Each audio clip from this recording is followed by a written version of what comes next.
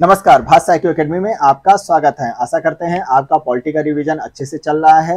जिन्होंने अभी तक सब्सक्राइब नहीं किया है प्लीज कर लीजिए, क्योंकि यहाँ पर आपको मिलेगा अति महत्वपूर्ण प्रश्नों का संग्रह और व्याख्या के साथ, ताकि आपको किसी भी प्रकार की दिक्कत ना हो और रटने की भी जरूरत ना पड़े। तो बिना देरी किए हुए शुरू करते हैं आज का रिविजन का ये सेशन। देखते हैं आज क्या है क्वेश्चन में। वित्त आयोग जो कि अनुच्छेद 280 में इसका जिक्र किया गया है, ये तो आपको याद ही होगा। और राष्ट्रपति के द्वारा हर 5 साल पे वित्त आयोग का गठन किया जाता है, ताकि केंद्र और राज्य के बीच जो करों का बंटवारे का मामला है वो सुनिश्चित किया जा सके। तो इसके लिए बनाया गया है वित्त आयोग। चलिए फर्स्ट क्वेश्चन से शुरू करते हैं। सामान्य रूप में भारत में प्रति 5 वर्ष के बाद वित्त आयोग की नियुक्ति की जाती है। बिल्कुल की जाती है। किस लिए की जाती है? केंद्रीय अनुदान और संघ के राजस्व में राज्यों का कितना अंश निर्धारित करना है, इसके लिए की जाती है। नेक्स्ट क्वेश्चन है, दिया गया कथन सत्य है। वित्त आयोग के अध्यक्ष और सदस्यों की अगर योग्यता के निर्धारण की बात होती है तो वो संसद करती है, लेकिन अगर नियुक्ति की बात होती है अध्यक्ष और सदस्यों की तो वो राष्ट्रपति के द्वारा की जाती है। याद रखिएगा। नेक्स्ट क्वेश्चन है, वित्त आयोग के क्या कार्य हैं? 2 अहम और मुख्य कार्य मैं आपको बताता हूं। जो भी प्राप्त टैक्स होते हैं, प्राप्त करों के भागों को राज्य को बीच में बांटने की बात कही गई है। जो भी केंद्र को मिलता है, राज्यों को कितना बांटना है, उसकी बात जो होता है, कार्य होता है, वो वित्त आयोग के अंडर में होता है। और इतना ही नहीं, सहायता अनुदान के लिए राज्यों के आवेदन पर भी ये पूरा विचार करता है। एक अनुच्छेद में बताता हूं, 275 के तहत जो भारत की संचित निधि है, भारत की संचित निधि, यहां से राज्यों के राजस्व के लिए जो भी सहायता के अनुदान की बात होती है, वो भी कार्य वित्त आयोग का ही होता है। नेक्स्ट, इसमें एक बहुत ही मुख्य नोट मैं आपको बता देता हूं। संघ सरकार तथा राज्य सरकार जो है बजट के प्रावधानों के अनुसार ही करों की उगाही कर रही है या नहीं, इसकी जो भी देखरेख होती है वो वित्त मंत्रालय का कार्य होता है, वित्त आयोग का नहीं। यही पॉइंट यहां ध्यान दीजिएगा कि जो भी संघ और राज्य सरकारें हैं, जो भी टैक्स की वो उगाही कर रहे हैं या नहीं कर रहे हैं, वो बजट के प्रावधानों के अनुसार है या नहीं है, ये वित्त मंत्रालय का कार्य होता है, इसकी देखरेख। नेक्स्ट क्वेश्चन है, वित्त आयोग राष्ट्रपति की संस्तुति भेजने में मुख्य रूप से संबंधित है। कौन कौन से संस्तुति भेजते हैं राष्ट्रपति को वित्त आयोग के द्वारा? राज्यों को दिए जाने वाले जो भी अनुदान के सिद्धांत होते हैं वो भेजे जाते हैं, और राज्य और केंद्र के बीच जो भी करों के बंटवारे होते हैं उसको भी भेजा जाता है। नेक्स्ट क्वेश्चन है, भारत के वित्त आयोग के संदर्भ में सही कथन। पहला है, वह अवसंरचना विकास हेतु विदेशी पूंजी अंतर प्रवाह को प्रोत्साहित कर रहा होता है। जो भी धन की जरूरत होती है विकास कार्यों के लिए, इंफ्रास्ट्रक्चर्स के लिए, ओके, ऐसे विदेशी पूंजी को जो होता है, अंतर प्रवाह जो हो रहा है, जो आ रहा है, बहिर्प्रवाह की बात नहीं कर रहा हूं, अंतर प्रवाह को ये पूरी तरीके से प्रोत्साहित करता है। और इतना ही नहीं, ये सार्वजनिक क्षेत्र के प्रतिष्ठानों के लिए भी जो भी वित्त वितरण की जरूरत होती है उसको ये सुगम बना रहा होता है। ओके, और तीसरा पॉइंट है, वह वित्तीय प्रशासन में पारदर्शिता भी सुनिश्चित करता है, ताकि किसी भी भ्रष्ट कार्य को रोका जा सके, ओके, उस पर कंट्रोल किया जा सके, रोका जा सके पूरी तरीके से। वित्त आयोग एक चेयरमैन होते हैं, तो कितने इसके अन्य सदस्य होते हैं? तो 4 इसके जो होते हैं अन्य सदस्य होते हैं। नेक्स्ट क्वेश्चन है, दिया गया कथन जो कि सत्य बताया जा रहा है, राज्य वित्त आयोग एक संवैधानिक निकाय होता है। स्टार दीजिए, क्या होता है? संवैधानिक। अब यहां पर राज्य वित्त आयोग की बात कर रहा हूं, जो कि पंचायत के केस में अनुच्छेद 243 के तहत आता है। संविधान में इसका जिक्र किया गया है, 243 आई झा, या हिंदी में कहें झा में इसका जिक्र किया गया है राज्य वित्त आयोग का। इसमें कहा गया है कि जो राज्यपाल होंगे, राज्यपाल, ये 73वें कॉन्स्टिट्यूशन अमेंडमेंट एक्ट 1992 के लागू होने के बाद 1 वर्ष के अंदर या उसके बाद 5 वर्ष के बाद के जो भी वित्त आयोग की स्थापना होगी, ओके, तो वित्त आयोग की स्थापना की यहां पर बात करेंगे। कौन करेंगे, कौन कर रहा होंगे, किसके द्वारा किया जा रहा होगा? तो ये राज्यपाल के द्वारा जो है राज्य वित्त आयोग की स्थापना की जाएगी। ओके, ये जिक्र किया गया है अनुच्छेद 243 आई में, ताकि जो पंचायत है उनके लिए जो वित्त का पुनर्विलोकन जो होता है, उसको वित्त पुनर्विलोकन का लिए जो होता है, वो जितने भी कार्य होंगे वो कर रहा होगा। ओके, ये कार्य होता है राज्य वित्त आयोग का। और अगर हम बात करें 243 वाई, तब इसके अंतर्गत जो होता है नगर पालिकाओं की वित्तीय स्थिति का क्या कर रहा होता है, पुनर्विलोकन कर रहा होता है। नगर पालिका के वित्तीय स्थिति का पूरी तरीके से पुनर्विलोकन किया जाता है राज्य वित्त आयोग के द्वारा। याद रखिएगा ये दोनों, 243 आई जो कि 73वें कॉन्स्टिट्यूशन और 243 वाई जो है ये 74वें कॉन्स्टिट्यूशन अमेंडमेंट एक्ट में इसका जिक्र किया गया है। नेक्स्ट है पॉइंट, संघीय वित्त आयोग पंचायतों को वित्तीय सहायता देने के लिए संस्तुति कर सकता है। कब कर सकता है? जब राज्य वित्त आयोग ऐसी सिफारिश करता है, तब संघ का जो वित्त आयोग होता है वो जो भी धन के आवंटन की बात होती है वित्तीय आयोग की सहायता के लिए, वो उसके लिए कार्य करता है। नेक्स्ट है योजना आयोग या नीति आयोग के बारे में। अब योजना आयोग तो जानते थे, सबसे पहले योजना आयोग आई थी 1950 के दौरान मार्च में, और फिर उसके बाद 1 जनवरी 2015 से नीति आयोग आ गई है। नीति आयोग क्या है? एक संविधानोत्तर संस्था होती है। संविधानोत्तर या योजना आयोग की बात करूं तो यह संविधानोत्तर संस्था है, क्योंकि इसका जो गठन हुआ है, कैसे हुआ है? ये जो गठन किया गया है ये केंद्रीय मंत्रिमंडल के एक संकल्प के द्वारा इसका गठन किया गया है। ओके, और हाँ एक चीज और, नीति आयोग का अगर मैं आपसे फुल फॉर्म पूछूं, नीति आयोग तो क्या होता है? National institution for transforming India होता है। National institutions for transforming India. Okay, national institution for transforming India, ये नीति आयोग का फुल फॉर्म होता है। चलिए शुरू करते हैं पहले क्वेश्चन से। भारत में नीति आयोग की स्थापना 1 जनवरी 2015 में की गई थी। एक संघीय मंत्रिपरिषद द्वारा पारित एक विशिष्ट प्रस्ताव के द्वारा किया गया था।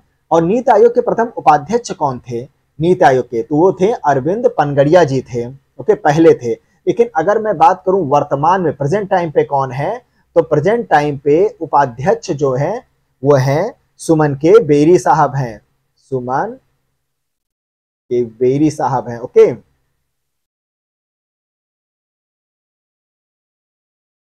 और अगर मैं ये कहूं कि इसके प्रेजेंट टाइम पे सीईओ कौन है, तो सीईओ है BVR सुब्रमण्यम साहब हैं।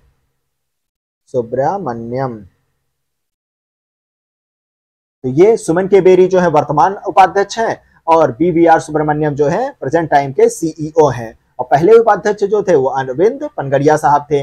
नेक्स्ट है योजना आयोग की स्थापना कब हुई थी? 15 मार्च 1950 को हुई थी। कैसे? केंद्रीय मंत्रिमंडल के द्वारा पारित एक संकल्प के द्वारा किया गया था। संघ लोक सेवा आयोग, वित्त आयोग, निर्वाचन आयोग और नीति आयोग में से कौन संविधानोत्तर संस्था? ये तो अब याद ही होगा आपको, नीति आयोग होता है।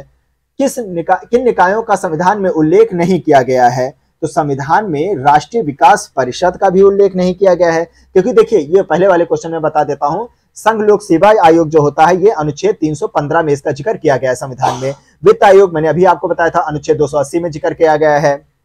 और चुनाव आयोग जो होता है या निर्वाचन आयोग जो होता है अनुच्छेद 324 में इसका जिक्र किया गया है। ओके, तो नीति आयोग जो होता है एक संकल्पना के द्वारा हुआ है, तो इसका नहीं किया गया है। किन निकायों का संविधान में उल्लेख नहीं है? राष्ट्रीय विकास परिषद का उल्लेख नहीं किया गया है, क्योंकि राष्ट्रीय विकास परिषद जो था 1952 में इसको योजना आयोग के ही एक अनुषंग के रूप में गठित किया गया था, ताकि जो योजनाएं हैं उसके निर्माण के लिए एक संस्कृति क्या सहयोग था, क्या जरूरी है, वो ये प्रोवाइड कर सके, बता सके। वहीं दूसरा है योजना आयोग, अभी मैंने बताया है, इसका भी संविधान में उल्लेख नहीं किया गया है, क्योंकि ये क्या है, एक मंत्रिमंडल के संकल्प के द्वारा 1950 में इसका गठन किया गया है। और तीसरा जो है क्षेत्रीय परिषद है, जिसका राज्य पिछले ही क्लासेस में मैं बता चुका हूं, उसका राज्य पुनर्गठन अधिनियम 1956 के द्वारा इसका गठन किया गया है। ओके, पुनर्गठन अधिनियम 1956 के द्वारा क्षेत्रीय परिषद का गठन किया गया है। तो इन तीनों का ही जो है संविधान में उल्लेख नहीं किया गया है। नेक्स्ट क्वेश्चन है योजना आयोग के उपाध्यक्ष किसके समकक्ष होते हैं? तो वो कैबिनेट मंत्री के ही समकक्ष होते हैं। नेक्स्ट क्वेश्चन है नीति आयोग के विषय में दिए गए संकल्पों में से कौन सा सही नहीं है? नीति आयोग के केस में कौन सा सही नहीं है? इसका गठन योजना आयोग के स्थान पर किया गया है, बिल्कुल किया गया है। इसमें एक पूर्णकालिक अध्यक्ष होता है? नहीं, पूर्णकालिक अध्यक्ष नहीं होते हैं। इसमें होते हैं जो इनके अध्यक्ष होते हैं, कौन होते हैं? वो प्रधानमंत्री होते हैं। और ये जब तक ये प्रधानमंत्री का इनका कार्यकाल होता है तभी तक इसके ये अध्यक्ष रहते हैं, तो ये पूर्णकालिक अध्यक्ष नहीं होते हैं। ओके, इसका गठन जनवरी 2015 में किया गया था, बिल्कुल किया गया था नीति आयोग का गठन, और यह सहकारी संघवाद के सिद्धांत पर आधारित होता है, बिल्कुल सहकारी संघवाद पर यह वर्क कर रहा होता है। दिया गया कथन सत्य है किंतु व्याख्या नहीं करता है। देखते हैं भाई क्या नहीं करता है। योजना आयोग को आर्थिक मंत्रिमंडल परिभाषित किया गया है, बिल्कुल किया गया है, लेकिन एक चीज, ये केवल संघ के लिए नहीं किया गया है, ये राज्यों के केस के लिए भी इसको परिभाषित किया गया है। ओके, ये देखिए यहां लिखा है केवल संघ हेतु ही नहीं अपितु तो राज्यों के लिए भी इसको किया गया है परिभाषित। और दूसरा है, यह राष्ट्रीय संसाधनों के संतुलित उपयोग हेतु पंचवर्षीय योजनाओं का निर्माण करता है। जब योजना आयोग था तो पंचवर्षीय योजनाएं जैसे चलती रहती थी लेकिन अब समाप्त हो चुकी हैं, तो इसका निर्माण करता था। नेक्स्ट क्वेश्चन है, वित्त आयोग एवं योजना आयोग के परस्पर विलय की बात किसने कर दी थी? वित्त आयोग और योजना आयोग की, तो ये बात कही थी एम.वी. माथुर जी के द्वारा। नेक्स्ट क्वेश्चन है, निम्नलिखित में से कौन सा कथन सत्य नहीं है? नहीं है कह रहा है, भारतीय योजना आयोग का अध्यक्ष प्रधानमंत्री होते हैं, बिल्कुल होते हैं, ये सही है। भारत में नियोजन के लिए सर्वोच्च निर्णय जो संस्था होती है योजना आयोग होती है? नहीं, योजना आयोग नहीं होती है, राष्ट्रीय विकास परिषद होती है जो सर्वोच्च संस्था होती है योजनाओं के लिए, नियोजन के लिए जो सर्वोच्च संस्था होती है। नेक्स्ट है, योजना आयोग का सचिव राष्ट्रीय विकास परिषद का सचिव भी होता है, बिल्कुल होता है। और भारत का प्रधानमंत्री राष्ट्रीय विकास परिषद का अध्यक्ष होता है, राष्ट्रीय विकास परिषद के भी अध्यक्ष प्रधानमंत्री जी ही होते हैं। ओके, वही इसकी अध्यक्षता करते हैं। नेक्स्ट क्वेश्चन है, राष्ट्रीय विकास परिषद जो होता है ये जितनी भी राष्ट्रीय योजनाएं होती हैं उनके उन्नति का, उनके क्या उद्देश्य हैं, उनके निर्माण के लिए क्या दिशा निर्देश हैं, ये सारा कार्य जो कर रहा होता है राष्ट्रीय विकास परिषद इसका सुझाव देता, चर्चा करता है, इस पर पूरा दिशा निर्देश जारी कर रहा होता है राष्ट्रीय योजनाओं के बारे में। ओके, कौन राष्ट्रीय विकास परिषद की रचना करता है? तो देखिए, राष्ट्रीय विकास परिषद की रचना करने में प्रधानमंत्री का भी योगदान होता है, इसमें मतलब कि जो उसकी रचना की जाती है उसमें प्रधानमंत्री भी होते हैं, संघ मंत्रिमंडल के मंत्रीगण भी शामिल होते हैं, और इतना ही राज्यों के मुख्यमंत्री, सभी राज्यों के मुख्यमंत्री भी इसमें होते हैं, और इन सब के अलावा जो केंद्र शासित प्रदेश के राज्यों के मुख्यमंत्री या प्रशासक हैं वो भी होते हैं, और साथ ही साथ राज्य योजना आयोग के सदस्य भी इसमें शामिल होते हैं। याद रखिएगा, राष्ट्रीय विकास परिषद का मुख्य संबंध है तो किससे है? ये पंचवर्षीय योजनाओं के अनुमोदन से ये संबंधित होता है। एक चीज बताइए, राष्ट्रीय विकास परिषद जो है इसका गठन कब किया गया था? तो राष्ट्रीय विकास परिषद जो है इसका गठन किया गया था 6 अगस्त 1952 को किया गया था। याद रखिएगा, मोस्ट इंपॉर्टेंट है ये, इसलिए इसका गठन किया गया था। चलिए नेक्स्ट क्वेश्चन है, लोकपाल एवं जो उसके महत्वपूर्ण आयोग हैं उसके बारे में यहां पर बताते हैं। लोकपाल शुरू करने से पहले मैं इसके बारे में थोड़ा सा बता देता हूं। अंतरराष्ट्रीय स्तर पर अगर हम बात करें तो नागरिकों के जो शिकायत होते हैं उनका निवारण करने के लिए जो संस्था बनाई गई थी उसे कहा गया था ओम्बड्समैन।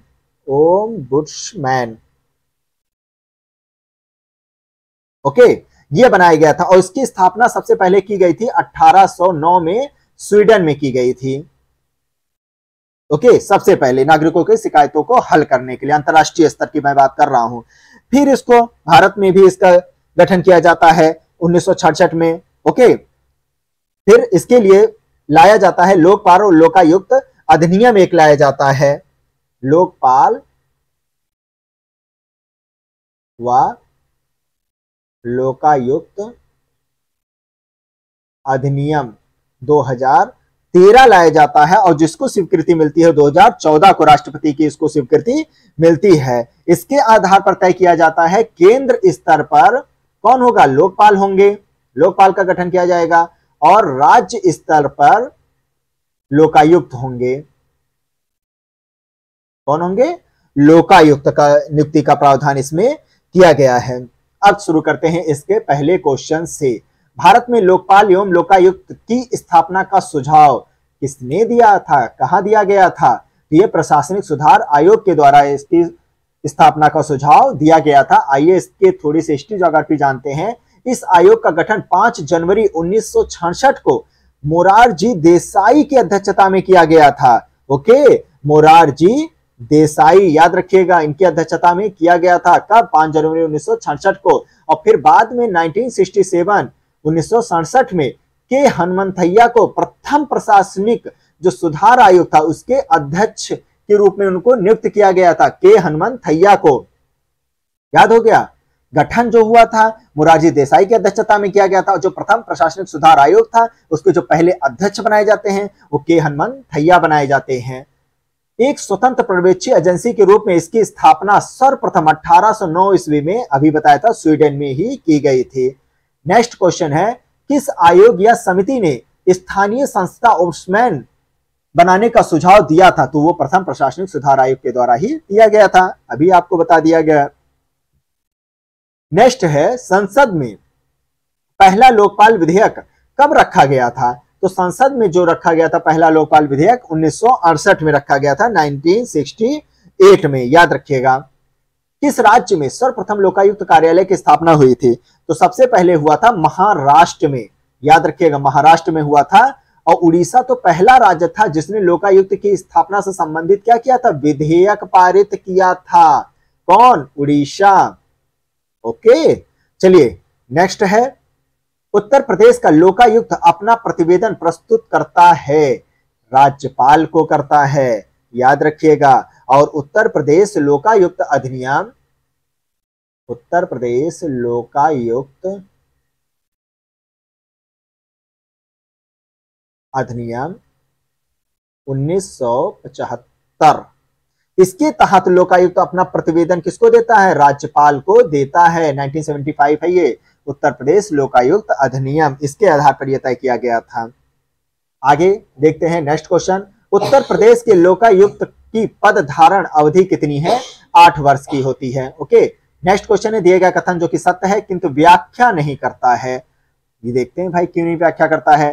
अल्पसंख्यक शब्द की भारत के संविधान में परिभाषित या परिभाषा नहीं दी गई है, अल्पसंख्यक शब्द की, याद रखिएगा, मोस्ट इंपॉर्टेंट है ये।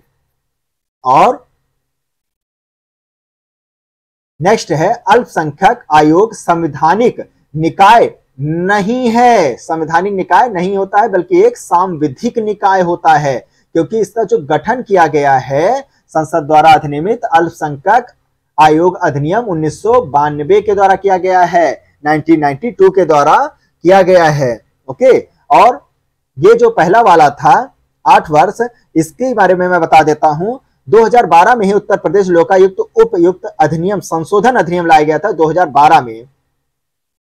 ओके, उसके तहत जो पदावधि की जो अवधि थी, धारण करने की जो अवधि थी, 6 वर्ष से बढ़ा करके कर दिया गया था, 8 वर्ष कर दिया गया था। ओके, याद रखिएगा ये चीज।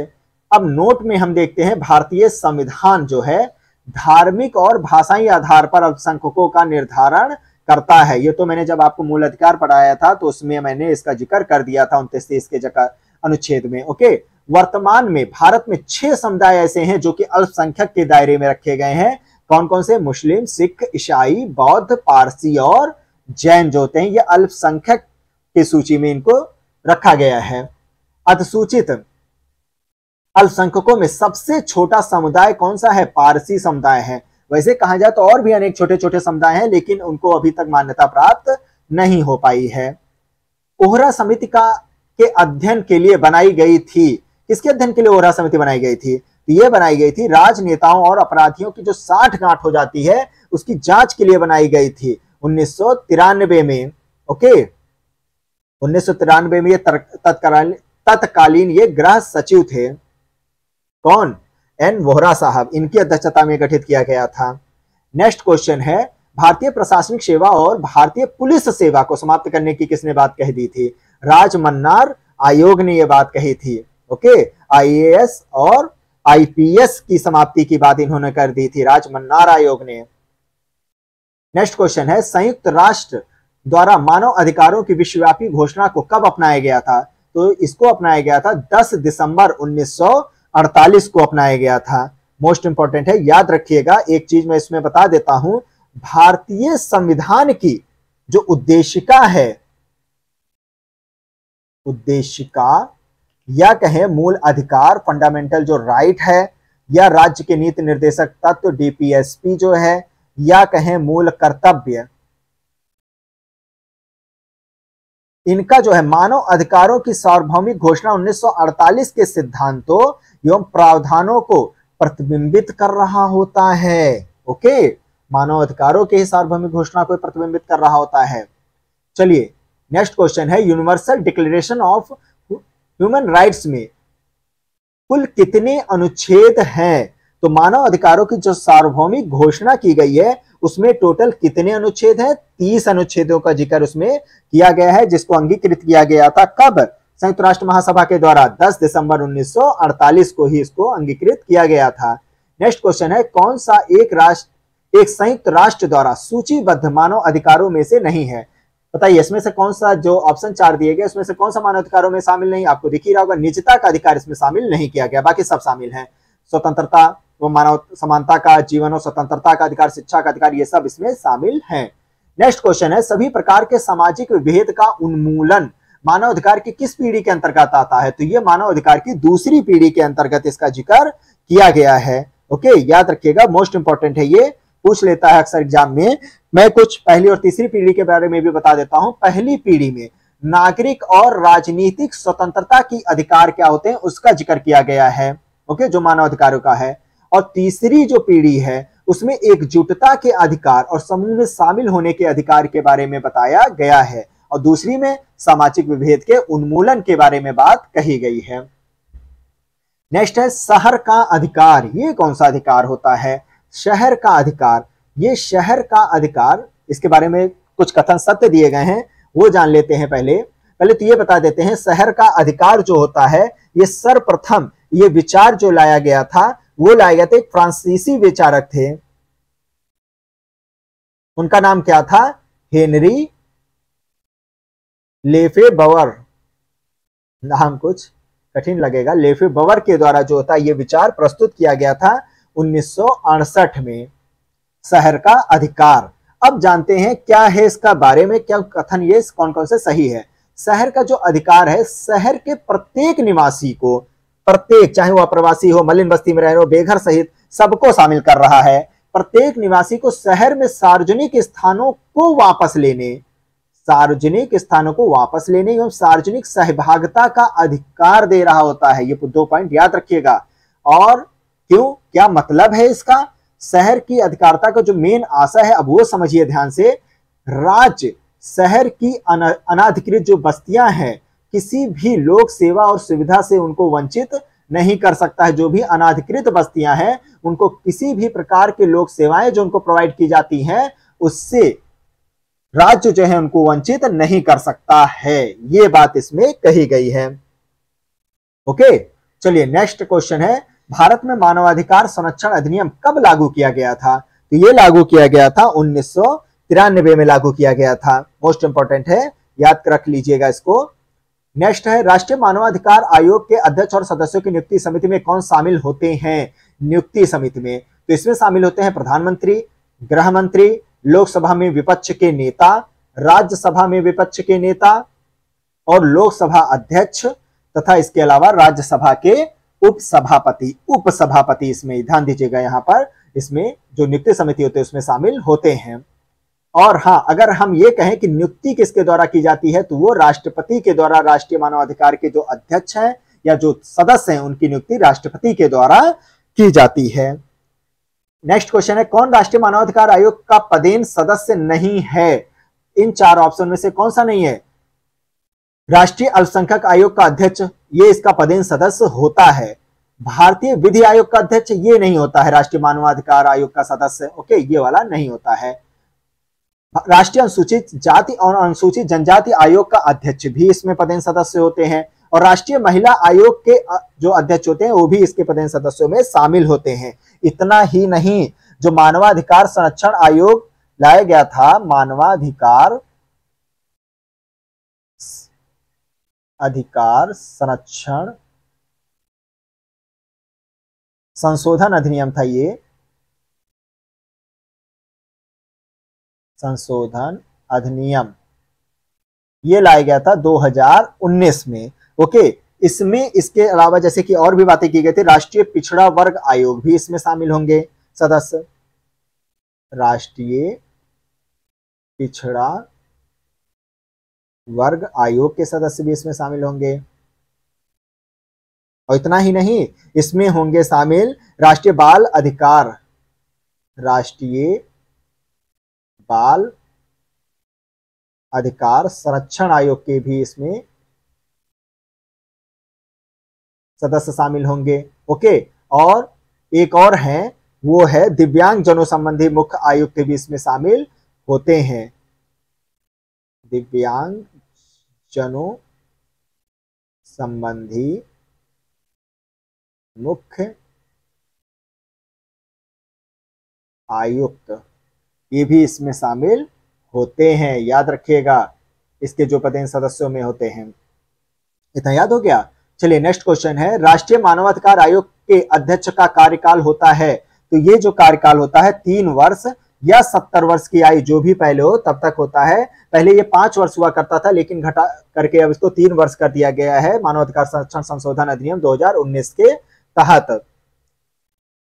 नेक्स्ट क्वेश्चन है, राष्ट्रीय मानवाधिकार आयोग के विषय में सही कथन है।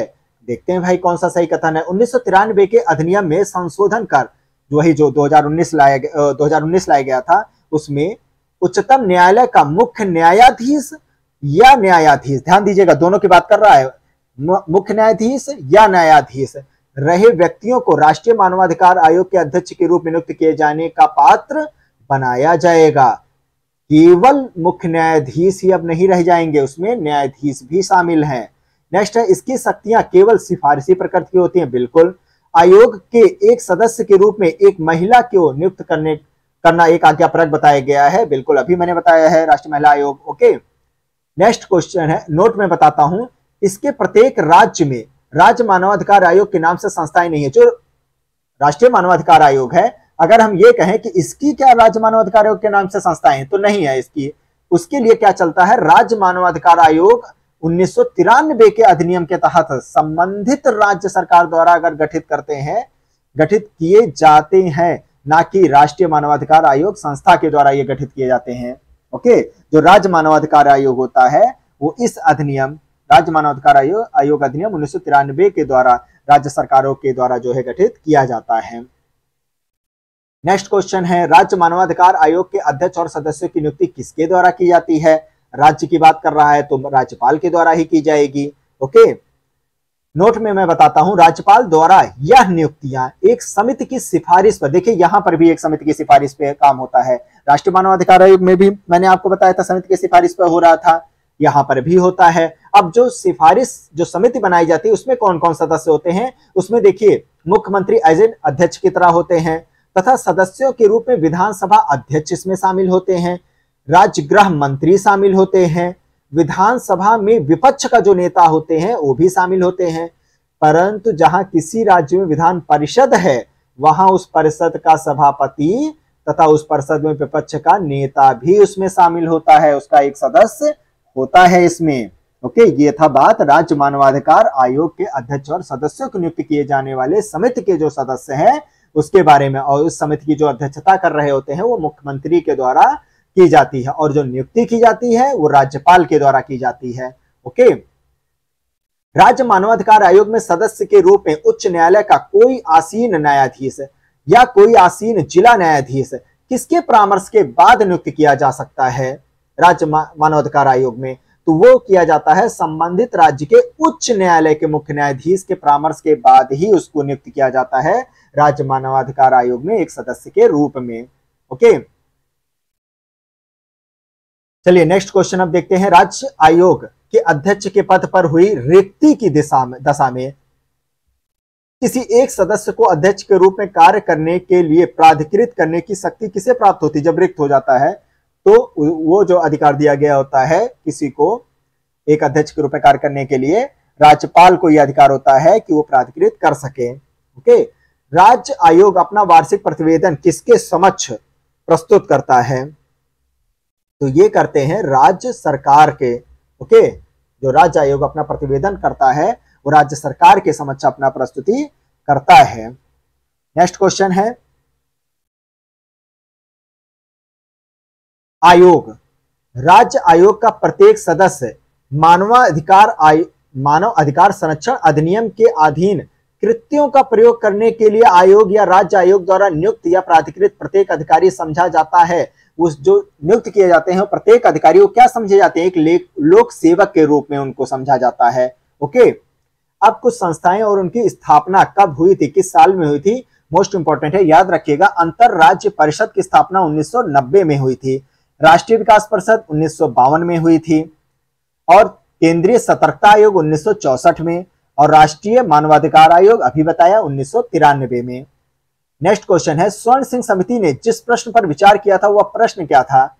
मूल अधिकारों की तुलना में निदेशक तत्वों को अग्रता देना, यह बात उन्होंने किया था, इस प्रश्न पर विचार किया था स्वर्ण सिंह समिति ने। ओके, केंद्रीय सतर्कता आयोग की स्थापना किसकी अनुशंसा पर की गई थी? तो ये तो सभी को मालूम होगा, संथानम समिति की सिफारिश पर की गई थी, 1964 में किया गया था। ओके, केंद्रीय सतर्कता आयोग मोस्ट इंपॉर्टेंट है, याद रखिएगा 1964 में किया गया था। फिर इसे क्या हुआ, 1998 में इसे एक सांविधिक दर्जा दे दिया गया था और एक बहुसदस्यीय आयोग बना दिया गया था। फिर 2003 में संसद द्वारा अधिनियमित इसको किया गया, जिसके तहत इसमें अध्यक्ष के रूप में एक केंद्रीय सतर्कता आयुक्त के साथ 2 से ज्यादा जो है सतर्कता आयुक्त सदस्य हो सकते हैं, 2 से अनधिक, मतलब कि 2 से ज्यादा नहीं हो सकते, यह बात कही गई थी, अधिक नहीं अनधिक। तो इसमें जो याद करने वाली चीज है वो इतना याद कर लीजिएगा, इसका जो गठन किया गया था 1964 में किया गया था केंद्रीय सतर्कता आयोग का, और किसकी अनुशंसा पर किया गया था, संथानम समिति की अनुशंसा पर किया गया था। बाकी हिस्ट्री ज्योग्राफी जानने की जरूरत नहीं है।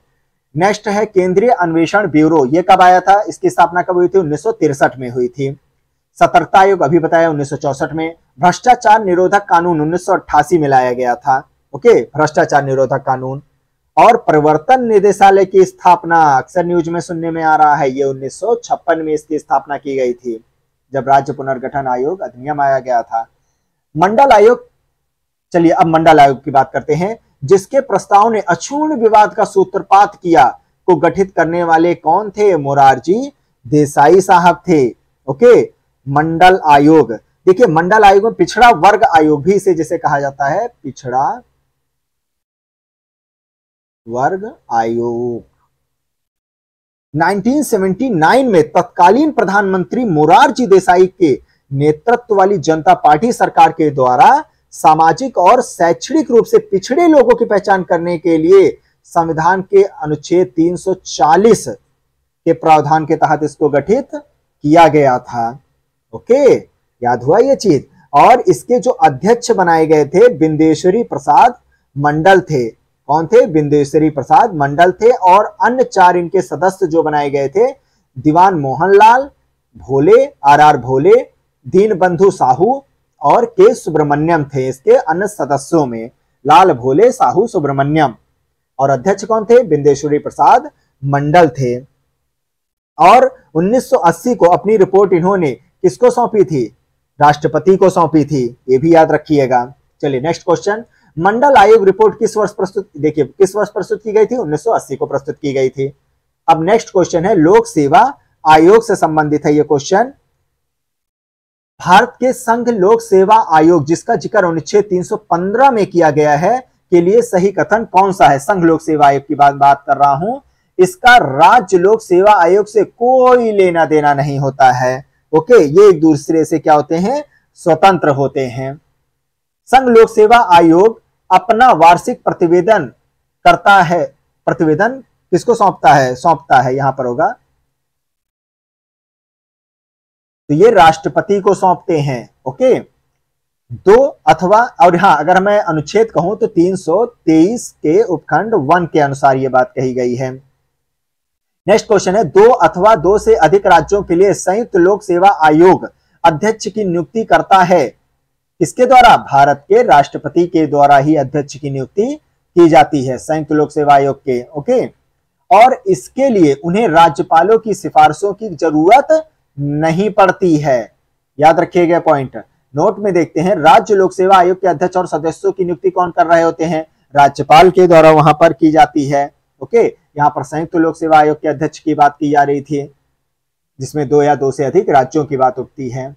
संविधान के किस अनुच्छेद के अंतर्गत लोक सेवा आयोग के सदस्य को हटाया जा सकता है? तो अनुच्छेद 317 के तहत लोक सेवा आयोग के अध्यक्ष को हटाया जा सकता है, और वो भी किस पे, केवल कदाचार के आधार पर, केवल 4 के आधार पर उनको हटाया जाता है और राष्ट्रपति के ऐसे आदेश के द्वारा उन्हें हटाया जाएगा जो उच्चतम न्यायालय को राष्ट्रपति के द्वारा निर्देश किए जाने पर उस न्यायालय द्वारा अनुच्छेद 145 के अधीन इस प्रयोजन के लिए निर्धारित प्रक्रिया के अनुसार की गई है।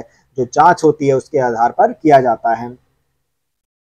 राज्य लोक सेवा आयोग के सदस्य को हटाया जा सकता है, उच्चतम न्यायालय की जांच के पश्चात राष्ट्रपति के द्वारा हटाया जाता है।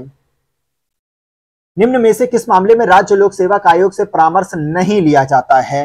राज्य लोक सेवा आयोग से, लोक सेवा आयोग से तो देखिए, सिविल सेवा के लिए भर्ती की पद्धति के लिए भी उनसे परामर्श लेने की जरूरत नहीं है। सिविल सेवाओं की नियुक्ति में अनुसरण लिए जाने वाले सिद्धांतों पर भी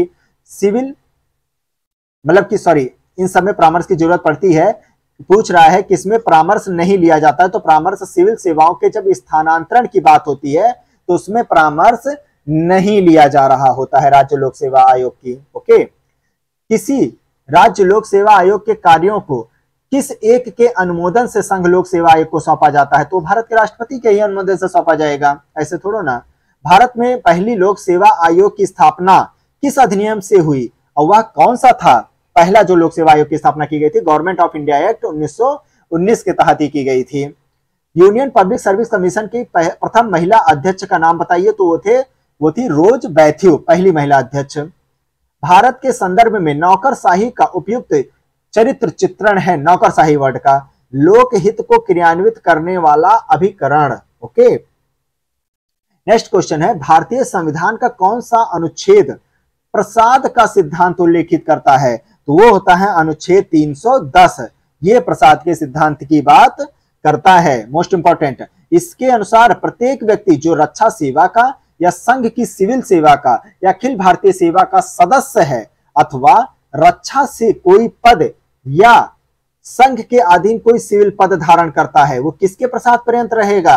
वो रहेगा राष्ट्रपति के प्रसाद पर्यंत रहता है। और वहीं वो व्यक्ति जो किसी राज्य के सिविल सेवा का सदस्य है या तो वो किसके प्रसाद पर्यंत रहेगा? तो वो राज्यपाल के प्रसाद पर्यंत अपना पद धारण करता है। ये भी याद रखिएगा, मोस्ट इंपॉर्टेंट है।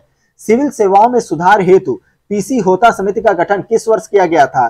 तो पीसी होता समिति का जो गठन है 2004 में किया गया था, मोस्ट इंपॉर्टेंट याद रखिएगा, पीसी होता समिति का गठन।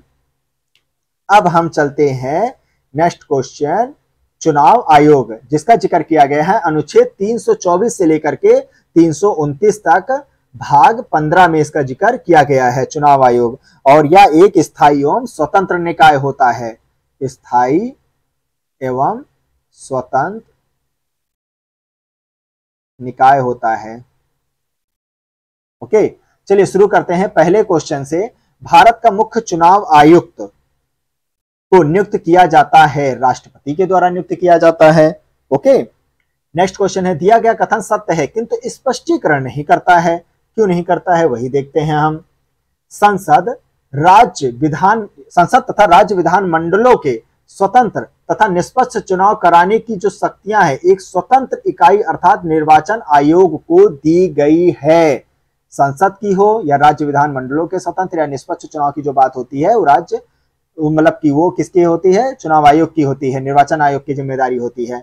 और निर्वाचन आयुक्तों को पद से हटाने का जो अधिकार होता है वो कार्यपालिका के ही पास होता है। नेक्स्ट क्वेश्चन है, निर्वाचन आयुक्त हटाया जा सकता है, मुख्य निर्वाचन आयुक्त के परामर्श पर राष्ट्रपति के द्वारा उसे हटाया जा सकता है। ओके, और एक चीज मैं और बता देता हूं आपको, निर्वाचन आयुक्त अपना जो इस्तीफा होता है, इस्तीफा वो किसको सौंपता है? वो राष्ट्रपति को सौंपते हैं, उनको संबोधित करते हुए दिया जाता है।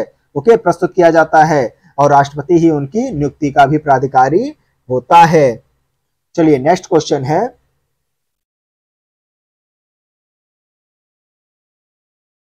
निर्वाचन आयोग ये तो हो गया।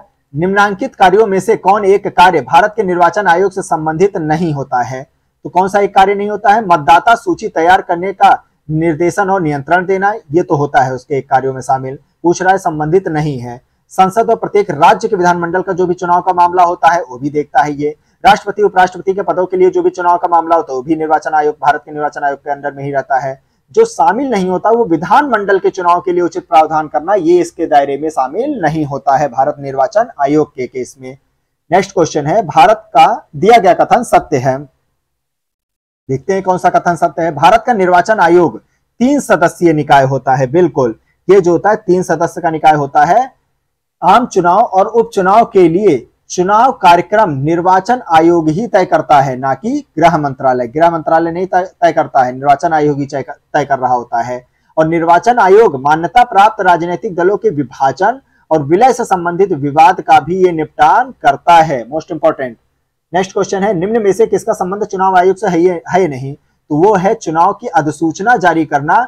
ये चुनाव आयोग के दायरे में नहीं होता है, याद रखिएगा इस पॉइंट को। ओके, ये जो होता है या तो लोकसभा और राज्यसभा के लिए राष्ट्रपति और विधानसभा विधान परिषद के संबंध में ये राज्यपाल के द्वारा जारी किया जा रहा होता है अधिसूचना जो है। बाकी जो होता है चुनाव आयोग के ही अंडर में होता है। चुनाव चिन्ह का बंटवारा करना, चुनाव की वैधता का निपटान करना, चुनाव शांतिपूर्ण ढंग से कार्य करना, ये जो होता है सभी चुनाव आयोग के ही अंडर में होता है। नोट में देखते हैं, निर्वाचन आयोग की सिफारिश पर चुनाव की अधिसूचना, देखिए यहाँ पर लिखा हुआ है, लोकसभा एवं राज्यसभा के लिए राष्ट्रपति तथा विधानसभा विधान परिषद के लिए संबंधित राज्य या संघ राज्य क्षेत्र का राज्यपाल या प्रशासक जारी करता है। संघ राज्य क्षेत्र के भी मामले में कहा गया है यहाँ पे। नेक्स्ट क्वेश्चन है, भारत के संविधान के अनुच्छेद 103 के तहत राष्ट्रपति लोकसभा के सदस्यों की निहरता से संबंधित, ये मैंने आपको पहले ही क्लास में बता दिया था संसद वाले टॉपिक में, निहरता से संबंधित किसी भी प्रश्न पर कोई निर्णय देने से पूर्व किसकी राय की जरूरत पड़ती है? राष्ट्रपति को। किसी को निहर घोषित करना है तो वो निर्वाचन आयोग की राय ले रहे होते हैं अनुच्छेद 103 के तहत।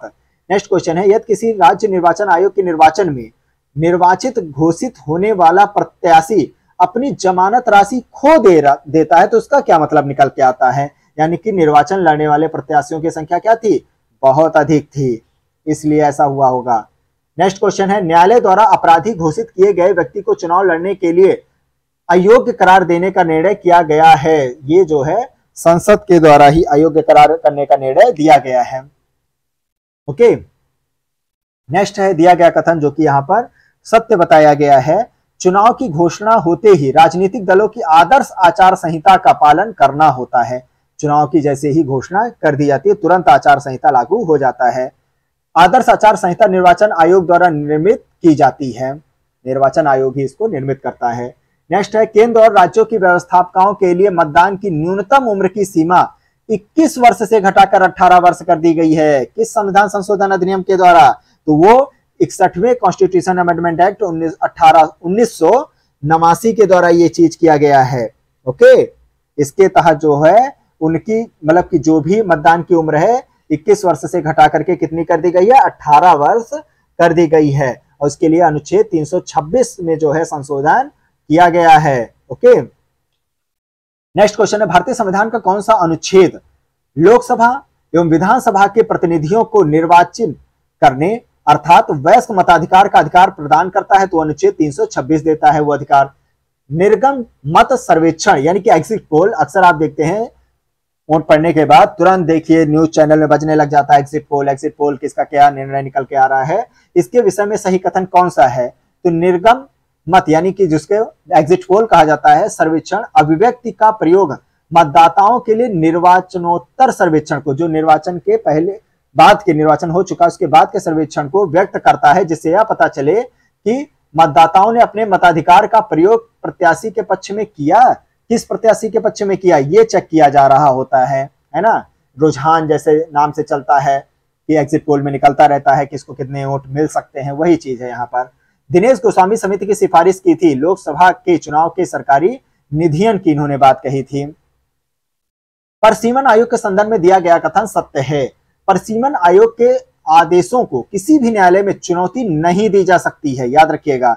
और परसीमन आयोग के आदेश जब लोकसभा अथवा राज्यसभा के सम्मुख रखे जाते हैं तब उन आदेशों में कोई संशोधन नहीं किया जा सकता है, ये भी याद रखिएगा, मोस्ट इंपॉर्टेंट है। चलिए नेक्स्ट क्वेश्चन है, दिया गया कथन सत्य है और सही व्याख्या भी कर रहा है यहाँ पर। आनुपातिक प्रतिनिधित्व की प्रणाली अल्पसंख्यकों के प्रतिनिधित्व की समस्या का कुछ हद तक क्या कर देता है? समाधान कर देता है। ओके, क्योंकि जो आनुपातिक प्रतिनिधित्व प्रणाली है उसका जो मेन उद्देश्य होता है वो क्या होता है? समाज के प्रत्येक समूह को समुचित अनुपात में प्रतिनिधित्व उपलब्ध कराने का होता है। दूसरा है आनुपातिक प्रतिनिधित्व की प्रणाली निर्जातीय, लिंग, हितों और विचारधाराओं पर आधारित सभी प्रकार के समूहों के यथोचित प्रतिनिधित्व को सुलभ बनाती है, जो कि इसकी सही व्याख्या कर रही होती है। नोट में देखते हैं, आनुपातिक प्रतिनिधित्व की व्यवस्था जो है निर्वाचन क्रिया प्रणाली के रूप में अल्पसंख्यक समूहों की उनकी संख्या के अनुपात में यथोचित प्रतिनिधित्व सुनिश्चित करती है, ताकि सबका साथ सबका विकास हो सके। आनुपातिक प्रतिनिधित्व की व्यवस्था निर्वाचन क्रिया प्रणाली के रूप में सुनिश्चित करती है, किसके? अल्पसंख्यकों के प्रतिनिधित्व को करती है। नेक्स्ट, उस देश में आनुपातिक प्रतिनिधित्व आवश्यक नहीं है जहां कहां द्विदलीय प्रणाली विकसित होती है, वहां इसकी कोई जरूरत नहीं पड़ती, क्योंकि ये प्रत्येक समूह के समुचित अनुपात में एक प्रतिनिधित्व उपलब्ध करा रही होती है। अब जहां पर दो ही दल है, द्विदलीय प्रणाली, वहां इसकी क्या जरूरत है, महत्वहीन हो जाता है ये चीज। ओके, अनुपातिक जो प्रतिनिधित्व प्रणाली है। निर्वाचन आयोग को 3 सदस्यीय आयोग किस वर्ष बनाया गया था? तो 1989 1989 में इसे बनाया गया था। भारत की प्रथम महिला मुख्य निर्वाचन आयुक्त थी, वो थी वी.एस. रमा देवी थी। और भारत के प्रथम मुख्य निर्वाचन आयुक्त कौन थे? सुकुमार सेन थे।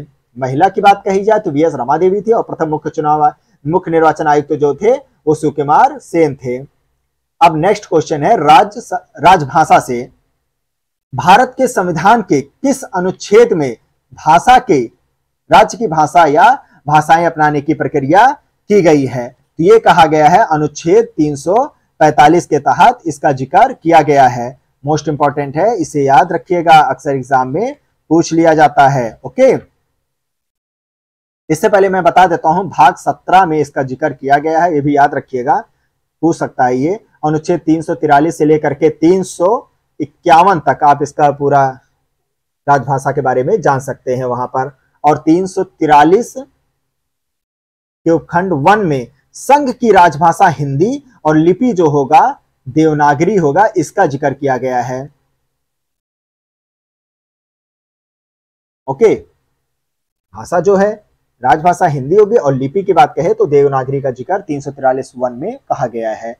नेक्स्ट क्वेश्चन है, भारतीय संविधान के अनुच्छेद 344 के तहत प्रथम राजकीय भाषा आयोग का गठन हुआ था, कब हुआ था? 344 जो की बात करता है किसकी? आयोग की, राजभाषा के आयोग के या संसद के समिति के गठन की बात करता है 344। तो पहला जो हुआ था 1955 में बीजी खेर की अध्यक्षता में किया गया था। संविधान की 8वीं सूची में सम्मिलित भाषाओं में बंगाली, गुजराती, मराठी और तेलुगु में से कौन सी भाषा बोलने वाली सर्वाधिक है? तो बंगाली भाषा सर्वाधिक बोली जाती है। कौन सी भाषा बलूचिस्तान की है किंतु भाषा शास्त्रीय दृष्टि से द्रविड़ परिवार की है? वो भाषा है बराहुई भाषा है। नेक्स्ट कुछ नोट में मोस्ट इंपॉर्टेंट ये संविधान संशोधन है जो कि हुए थे और अक्सर एग्जाम में पूछ लिया जाता है। 21, 71, 92 और 96 में इसका जिक्र किया गया है। 21वें संविधान संशोधन अधिनियम 1967 में जो कि हुआ था, इसके द्वारा सिंधी भाषा को इसमें जो है राजभाषा में अनुसूचियों में इसका जिक्र किया गया है। ओके, 8वीं अनुसूची में, संविधान के 8वीं अनुसूची में जो है इसका जिक्र किया गया है। वहीं 71वें संविधान संशोधन अधिनियम जो कि 1992 में हुआ था, 1992 में, इसके द्वारा कोंकणी, मणिपुरी, नेपाली को 8वीं अनुसूची में जोड़ा गया था।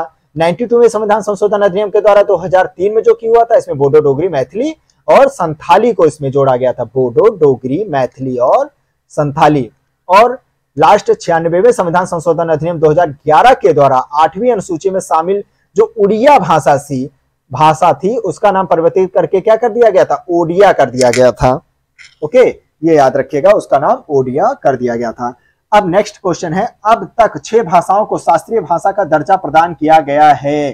कौन से वो 6 हैं? तमिल, संस्कृत, तेलुगु, कन्नड़, मलयालम और ओडिया जो होता है, इनको जो होता है राजभाषा का दर्जा जो है दिया गया है। कैसा? शास्त्रीय राजभाषा का जो है इनको दर्जा प्रोवाइड किया गया है। अब चलते हैं नेक्स्ट क्वेश्चन पर।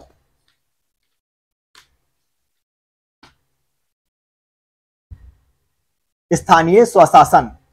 भारत की आत्मनिर्भर समाजशास्त्र का वर्णन करते हुए किसने कहा कि भारत की ग्राम व्यवस्था छोटे छोटे गणतंत्र है?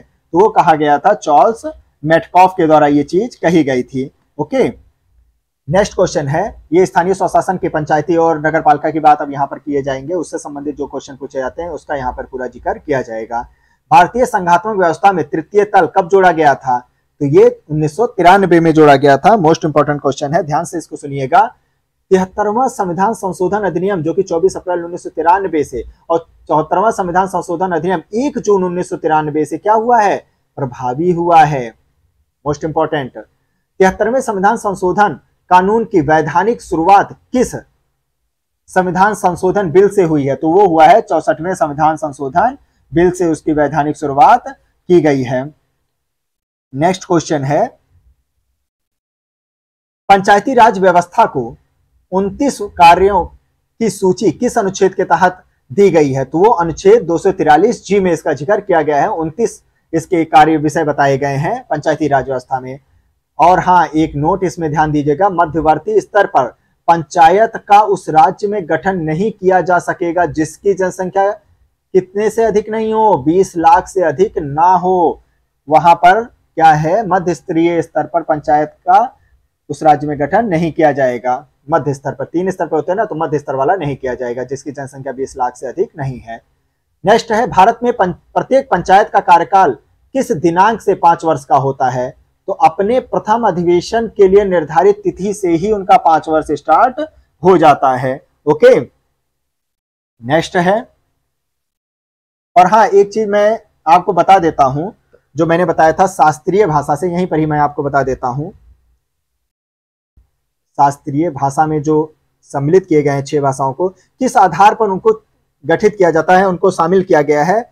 इसके अंतर्गत वही भाषा शास्त्रीय भाषा में सम्मिलित होंगी जो कम से कम 1500 से 2000 वर्ष पूर्व की ऐतिहासिक भाषा हो, उनका जिक्र किया जाएगा, या साहित्यिक ग्रंथों एवं वक्ताओं की प्राचीन परंपरा हो। ओके, और तीसरा है, साहित्यिक परंपरा का उद्भव दूसरी भाषा में ना किया गया हो, दूसरी भाषा में इनका जिक्र ना किया गया हो।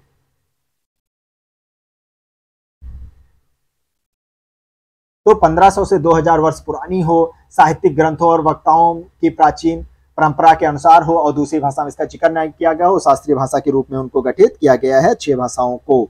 चलिए अब फिर से आते हैं अपने पंचायत वाले चैप्टर पर। निम्नलिखित कार्यों में से कौन सा कार्य स्थानीय स्वशासन से संबंधित नहीं है? 4 ऑप्शन दिए गए हैं, जिसमें से लोक व्यवस्था का अनुरक्षण जो होता है ये स्थानीय स्वशासन से संबंधित नहीं होता है। बाकी जन स्वास्थ्य, स्वास्थ्य का प्रबंधन, जन उपयोगी सेवाएं, ये सभी शामिल होते हैं। दिया गया कथन जो कि सत्य है, देखते हैं क्या कथन सत्य है। भारत के संविधान के भाग 9 में पंचायतों से संबंधित उपबंध है और उसे 73वें संविधान संशोधन अधिनियम 1992 के द्वारा 1992 के द्वारा अंत स्थापित किया गया है। ये तो अब आपको याद हो चुका होगा। और वहीं 9A में कहें तो नगर पालिकाओं का जिक्र किया गया है। अनुच्छेद 243 Q के अनुसार प्रत्येक राज्य के लिए 3 प्रकार की नगर पालिका हो सकती है। कौन कौन सी? नगर पंचायत, नगर पालिका परिषद और नगर निगम की बात कही गई है। नेक्स्ट है, 73वें संविधान संशोधन का अनुपालन करने वाला पहला राज्य है।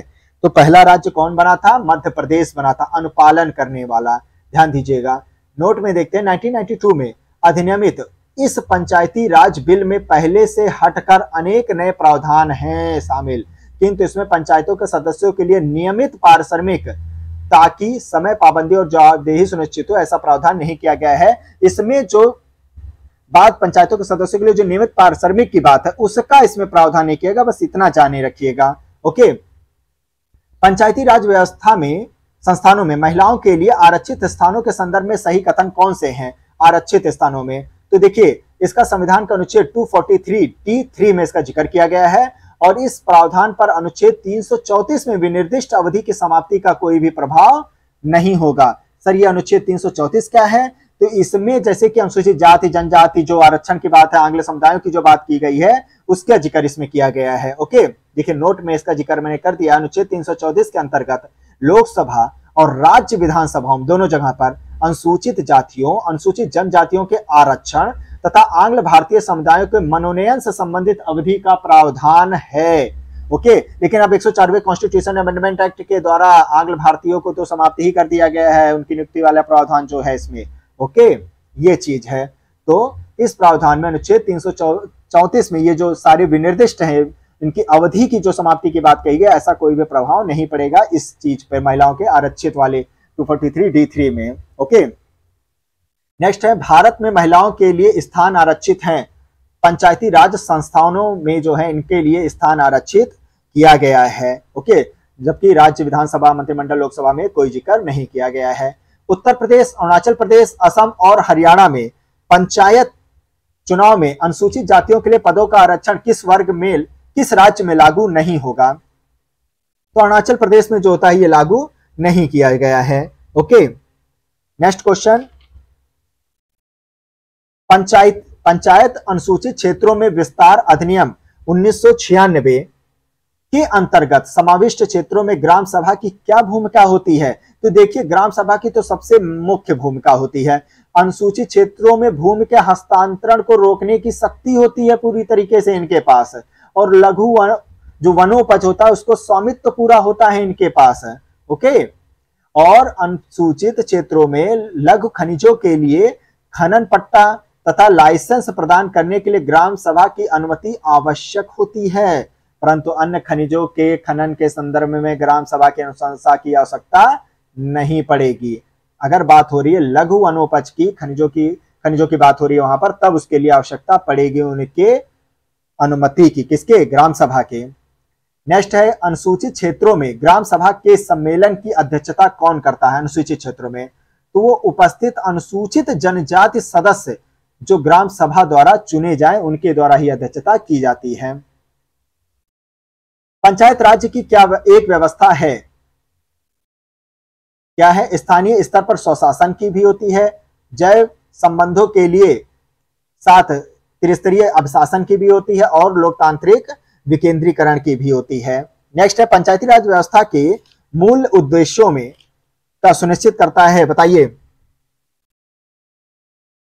इसमें विकास में जन भागीदारी, इसका मूल उद्देश्य समाहित है पंचायती राज व्यवस्था में। ओके, जन विकास की भागीदारी भी इसमें सम्मिलित होती है, और लोकतांत्रिक विकेंद्रीकरण की भी बात कही गई है। एक के हाथ में सत्ता ना हो, सबको सत्ता बांट दी जाए ताकि सही तरीके से न्याय व्यवस्था कायम हो सके, इसलिए कहा गया है। बाकी राजनीतिक जवाबदेही और ये वित्तीय संग्रहण का इसमें कोई भी उद्देश्य नहीं परिलक्षित होता है।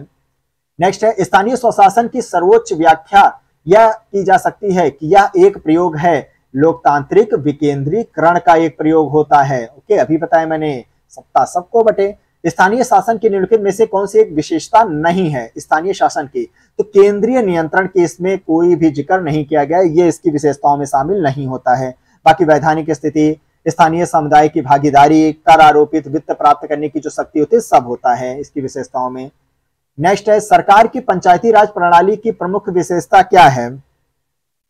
तो सरकार की जो मुख्य विशेषता सभी होती हैं, इनमें सरकारों के लिए 3 श्रेणियां होती हैं। इनका लक्ष्य गांव को सामाजिक और आर्थिक न्याय प्रदान करने का होता है, और जिला परिषद में इनके सदस्य के रूप में कुछ सांसद भी होते हैं सदस्य के रूप में।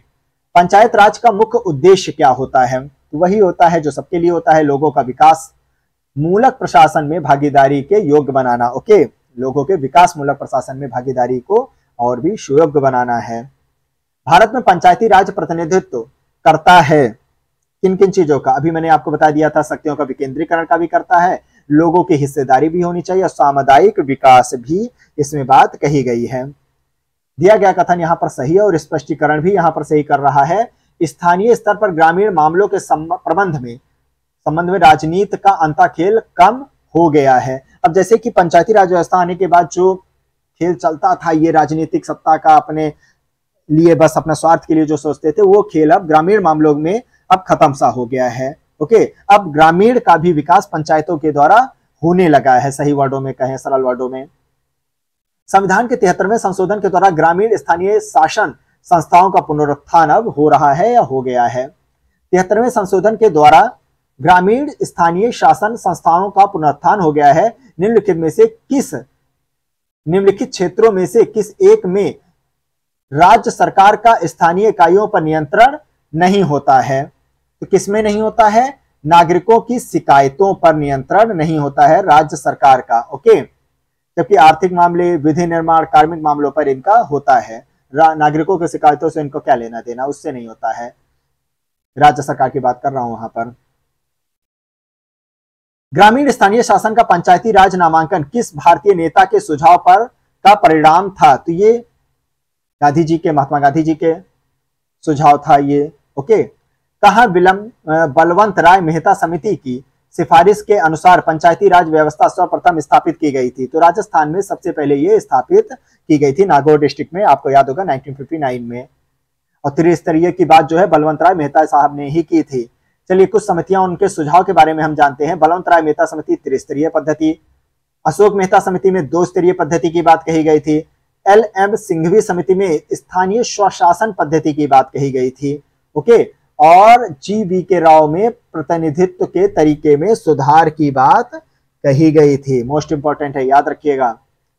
नोट में देखते हैं वही जो अभी आपको बताया गया। बलवंत राय मेहता समिति की सिफारिश पर पंडित जवाहरलाल नेहरू जी ने 2 अक्टूबर 1959 को राजस्थान के नागौर जिले में पंचायती राज का उद्घाटन किया।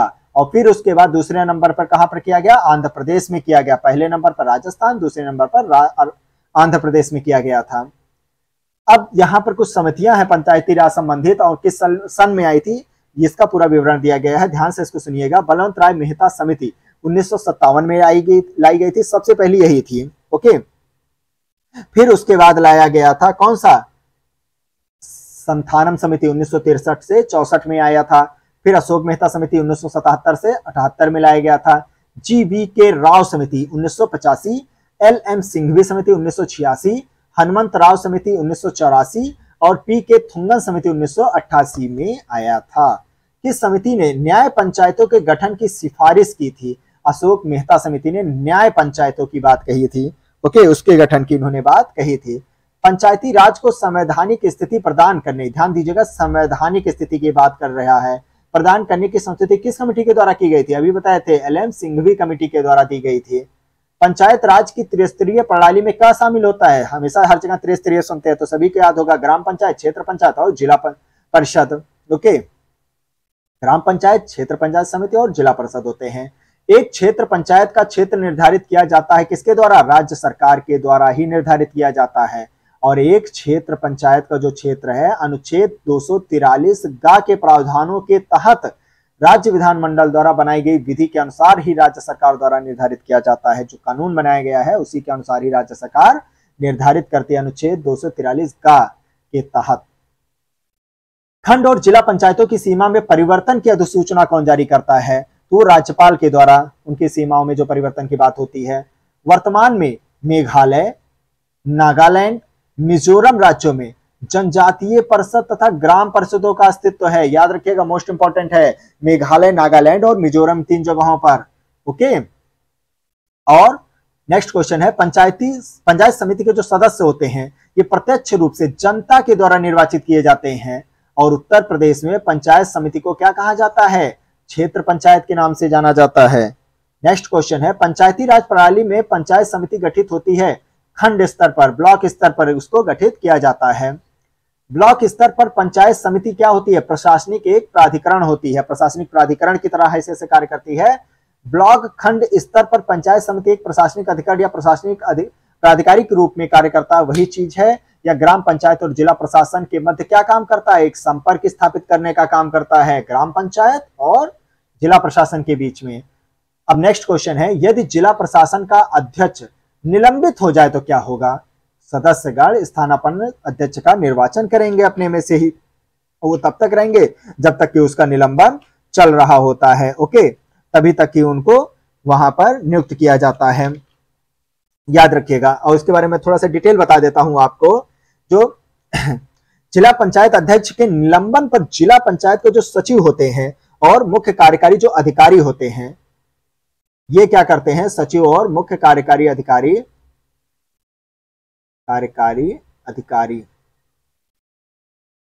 15 दिनों के अंदर एक विशेष सत्र आहूत करेंगे ताकि जल्दी से जल्दी उन्हीं सदस्यों में से किसी को चुना जा सके, ताकि जब तक फला अध्यक्ष का निलंबन चल रहा होता है वो उसके दायित्वों का निर्वहन कर सके।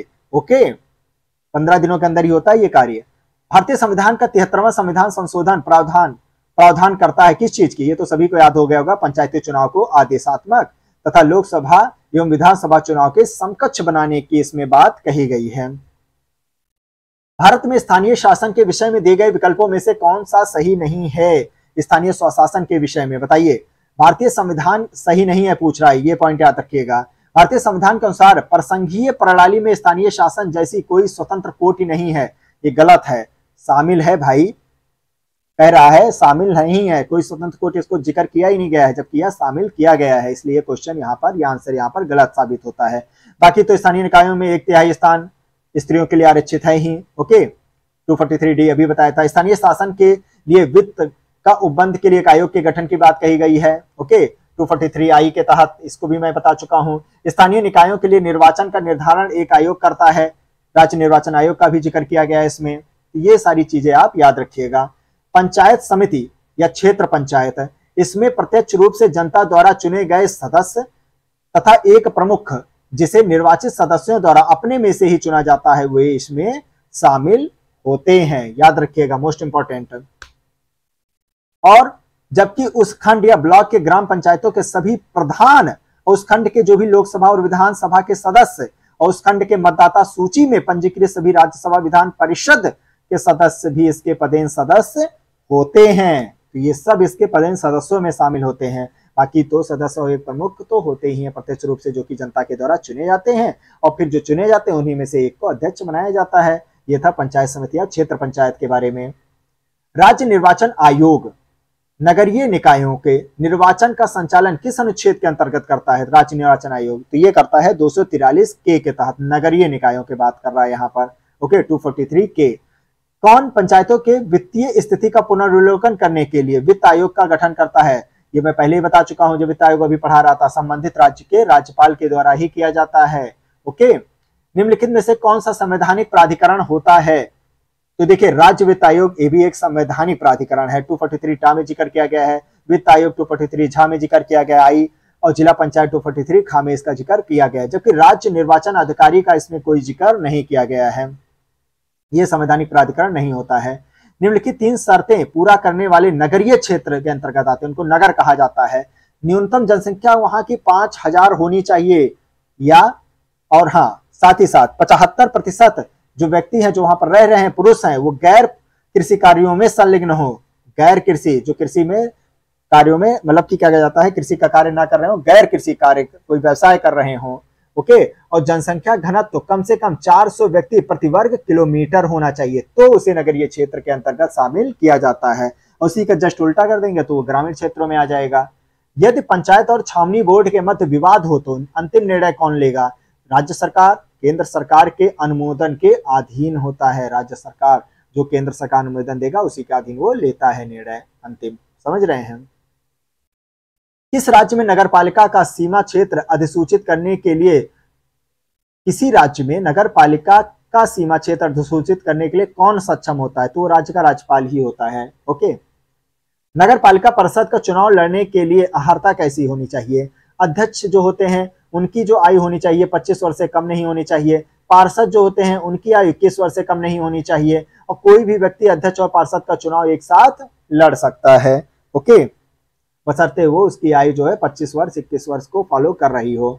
नगर पंचायत की वार्ड समिति के विषय में सही क्या है? वार्ड समिति के बारे में, नगर पंचायत के कुछ वर्गों को मिलाकर वार्ड समिति बनाई जाती है। ओके, और इसमें वार्डों से निर्वाचित पार्षद सदस्य होते हैं, जो निर्वाचित पार्षद होते हैं वही इसके सदस्य होते हैं। वार्ड में रहने वाले 2 व्यक्ति समिति में मनोनीत किए जाते हैं। कितने? 2 व्यक्ति।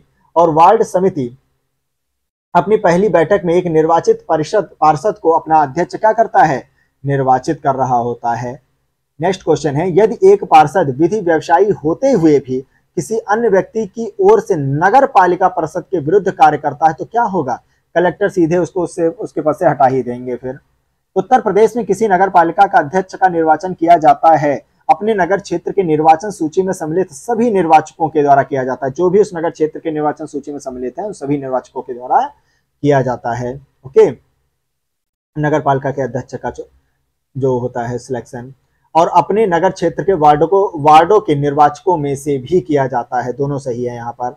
संविधान का 73वां संविधान संशोधन अधिनियम 1992 का जिसका लक्ष्य देश में पंचायती राज संस्थानों को प्रोत्साहित करना है, निम्नलिखित में से किस चीज की व्यवस्था करता है? तो ये करता है किस चीज की व्यवस्था? राज्य निर्वाचन आयोग द्वारा सभी पंचायतों को चुनाव करने की व्यवस्था, और साथ ही साथ राज्य वित्त आयोग की स्थापना की भी बात करता है। किस चीज की नहीं करता है? जिला पंच योजना समिति के गठन की बात इसमें नहीं की गई है। 73वें वाले में ये बात कही गई है। 74वें कॉन्स्टिट्यूशन अमेंडमेंट एक्ट 1992 में ये इसकी बात कही गई है। ओके, 74वें में जिला योजना समिति का गठन व्यवस्था अनुच्छेद 243 ZD में है, जो कि संविधान के 74वें संविधान संशोधन अधिनियम 1992 में जोड़ा गया, 73वें में नहीं जोड़ा गया है, याद रखिएगा।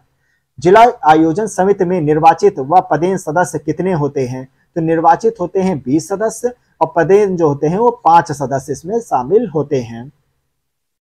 नोट में देखते हैं अनुच्छेद 243 ZD अभी देखा था। इससे संबंधित प्रत्येक राज्य में जिला स्तर पर जिलों में पंचायत और नगर पालिकाओं द्वारा तैयार की गई योजनाओं का समेकन और संपूर्ण जिले के लिए एक विकास योजना प्रारूप तैयार करने के लिए एक जिला योजना समिति का गठन करने की बात कही गई है। सिंपल साधारण वर्डों में वही चीज जो भी आपको बताया था, एक जिला योजना समिति के गठन की बात 243 ZD में कहा गया है, ताकि विकास कार्यों का प्रारूप तैयार किया जा सके, चाहे वो पंचायत हो चाहे वो नगर पालिका के द्वारा की गई योजनाओं के या संपूर्ण जिले के लिए हो। ओके, उत्तर प्रदेश में जिला योजना में सम्मिलित किया जाता है नगर पंचायत भी होते हैं, ग्राम पंचायत भी होते हैं और क्षेत्र पंचायत, ये तीनों ही शामिल किए जाते हैं। महात्मा गांधी राष्ट्रीय ग्रामीण रोजगार गारंटी योजना में आयोजना बनाने, संपादन करने और क्रियान्वयन की जिम्मेदारी किसकी होती है? तो ये जिम्मेदारी होती है ग्राम पंचायत की होती है। मोस्ट इंपॉर्टेंट, याद रखिएगा। और नरेगा के नाम से ये तो आपको मालूम ही होगा। इसका गठन कब किया गया था? ये कब पारित करवाया गया था? 2005 में ये पारित किया गया था और लागू करवा दिया गया था ये 2006 में। आंध्र प्रदेश में सबसे पहले ये लागू किया गया था। अनंतपुर जिला था, वहां पर लागू करवाया गया था। और फिर 2009 में इसका नाम चेंज करके मनरेगा कर दिया गया था। महात्मा गांधी वर्ड इसमें और जोड़ दिया गया था। ओके, नेक्स्ट क्वेश्चन है, कौन सा एक सामुदायिक विकास का पहला स्थापित कार्यक्रम है? तो ये राष्ट्रीय प्रसार सेवा होता है, सामुदायिक विकास का पहला स्थापित कार्यक्रम।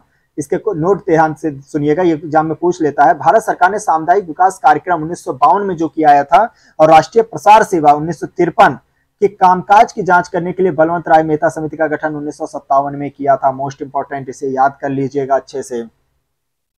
तो इसी के साथ आज पॉलिटी का ये पूरा रिवीजन यहीं पर कंप्लीट होता है। आशा करता हूं आपको अच्छा लगा होगा ये क्लास और आपका अच्छे तरीके से रिवीजन हो गया होगा। समय नहीं ज़्यादा है तो आप वीडियो देखकर आराम से अपना जो है रिवीजन कर सकते हैं। ओके, तो इसी के साथ मैं आपसे विदा लेता हूं। आगे एक नए टॉपिक के साथ, किसी और सब्जेक्ट के रिवीजन के साथ हम आपके सामने उपस्थित होंगे। तो जिन्होंने सब्सक्राइब नहीं किया प्लीज़ कर लीजिए। जय हिंद, जय भारत।